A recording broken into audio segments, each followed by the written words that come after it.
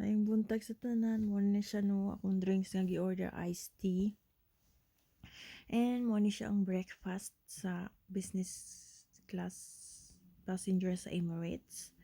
Daghan ni sila tulo ang choices pero kana akong gipili. So lami siya. Busog na gani kay ko ana. And nag-order ko og drinks. Lami po ni siya no. And mo ni siya ang appetizer. Sa appetizer pa lang, busog na ka, di na ka kinahanglan pwede na gani, di na ka magkaon og lunch.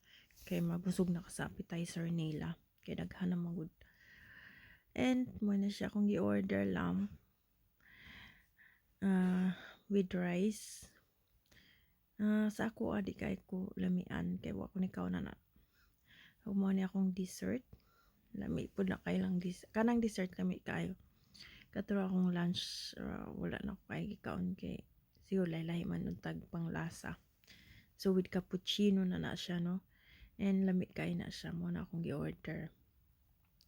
Nanay tulo ka choices, fruits ug kana og mga crackers kana akong gi-order. Lami kayo. Mo na siya, naabot na ta.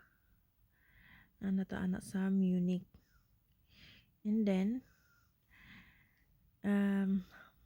naabot na ta ana nga kuan. Nakuha na din sa sakyanan, nakuha na sa sakyanan. Kay pag business class na among pwes sakyanan. So